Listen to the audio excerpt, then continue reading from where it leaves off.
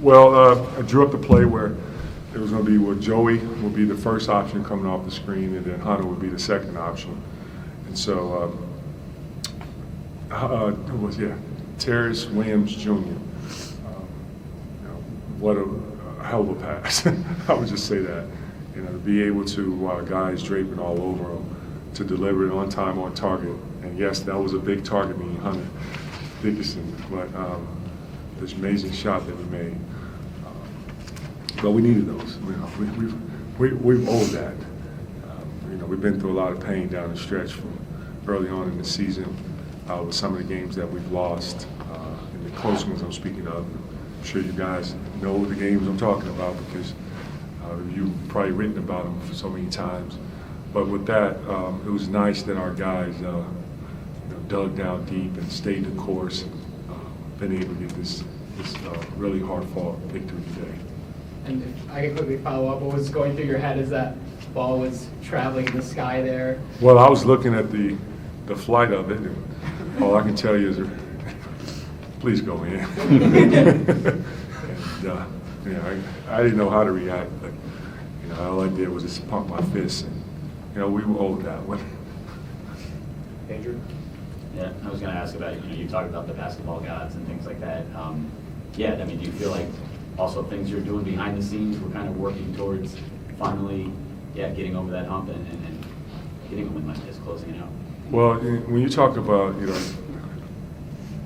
those young men in that locker room, they deserve all the credit. They deserve the credit of being able to, with all the adversity that they've been through, whether it was with injuries or young team, being counted out, having some hard losses, winning some games, and then having a little inconsistency, but then be able to stay the course and trust in the process, because it takes time, and especially when you have a young team learning new habits. Your habits was probably been a little bit different coming straight out of high school. That now you learn new things here that we feel that will help you. That's going to help the team and keep the team first. And that's why I say the trust has been real from top to bottom. So I really commend not only just the players but the staff on everyone being dialed in and bought in and staying connected. Chris? You talk about Kobe's progression to becoming that guy who wants the ball in crunch time and in those situations. Well, Kobe, you can keep going the list. There are a lot of guys that want the ball down in that situation. Hunter, Dougie, Jet, like I said, the list goes on. But all of them have really stepped up, and all of them have done an amazing job of working hard in practice, coming in on off days, putting time in the weight room, putting time in the film.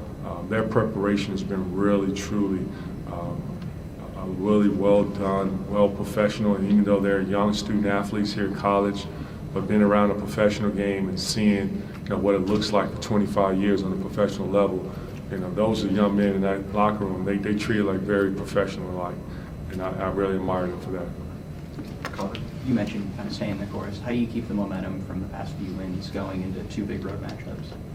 Well, we will continue to, as we get a day off tomorrow, come in on Tuesday and prep for Thursday's matchup. We said it from day one that it's going to take one game at a time. We never look forward, never look ahead. Today they owe it to themselves to enjoy this victory, well earned, and have an off day tomorrow. I'm sure they all going to be in the gym working out like they always do, whether getting shots up, getting treatment, watching film, and prepping for Tuesday, because Tuesday, that's when we start preparing for the next opponent. One game at a time. That's what we're going to continue to keep focusing on. So, Juwan, go back to last time we played the Badgers. So, since that time, 3 straight wins. This game, in that first game in Madison, you got out-rebounded. You out-rebounded the Badgers 39-33. And talk about that if you could as well, just the overall on both ends of the court, offensively and defensively, the improvement which has led to this 3-game winning streak.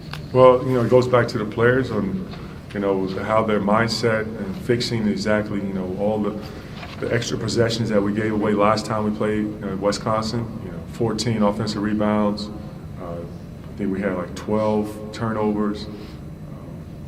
That's 26 extra possessions, and it's hard to win on the road that way. But we fought hard on the road, and we still came close to winning the ball game. But we put a point of emphasis today that we must be the most physical team. We got to outwork them, not allow them to outwork us, and we can't give up any easy layups. There were a lot of opportunities for them last game where they had layups either at the basket or layups where they missed at the basket. And if you saw today, there were rim protection. Yeah, they got some blow-bys because they're good, and some of their sets are, are hard to guard at times. But our men were dialed in mentally and physically on fixing and being able to put ourselves in a position to win this ball game. So you can see in the overtime, we were really locked in and we got stops when needed. We also held them to one-shot opportunities. We can test the shots without fouling. That goes to show you that those guys, they know it, they can do it, and they perform at a level that is high that put us in a position to win. So hats off to our young men that's in that locker room.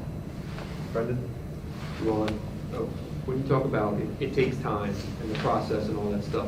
Yes. In hindsight, when you had to kind of throw Doug into the deep end there and, suddenly he's being asked to play 30, 35 minutes a game, be the lead guard, how did you kind of feel about asking him to take on so much responsibility at such a key time in the season and him having to kind of bear that weight?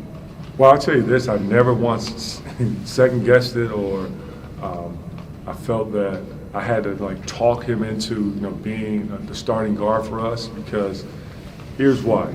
Doug is one of the most confident young men that I've ever been around. After knowing him for over the years, understand his skill set, his leadership qualities that he has, and as a freshman, he's still growing. I'm still immature. We all still go through a little immaturity moments, and with that, it's still a compliment because it gives him an edginess that makes him unique. Now, Jalen, yes, we all missed Jalen going down with his injury and felt horrible for the young man. But Doug right away knew that it was his time to step up, and he wanted the moment. And yes, I've been through it as a freshman. You have some up and down games, but I don't think you get enough credit, really, because it's hard as a freshman and then also as a lead guard, point guard, to come in and run a team at a higher level, playing against grown men, going on a Big Ten road, and let's talk about the Big Ten road, like Rutgers game, in that hostile place, one of the tough places to win, and how Doug controlled that game. Then playing Michigan State here, and the way how he controlled the game from start to finish. And those two games alone, he had one turnover. And then, in this game, he had, a turnover, two turnovers that was crucial, but he tried to make, that play. And that happens. And like I shared with him is that, keep it simple. Keep it simple. And simple works. David? Juwan, it looked like Jet potentially could have played today. Yeah, he tried, man. He tried. Go ahead, finish your question. I was going to ask that, and do you expect him to be gradually folded back in these final two games? Well, yeah, he practiced yesterday. Didn't go through the full practice because they didn't want him to go through the full practice because the ankle that he's been playing on all year, since dating back to before we played against Kentucky.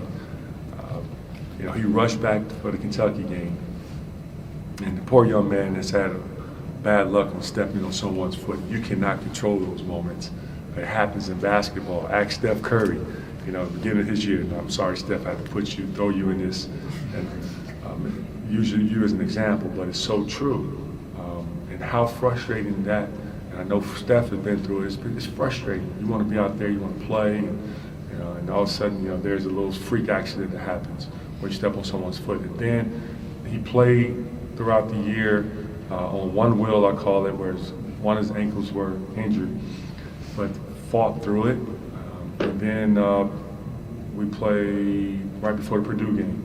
He re-injured that same ankle and had to sit out for the Purdue game. He wanted to play that game, and knowing that he was not healthy enough to play.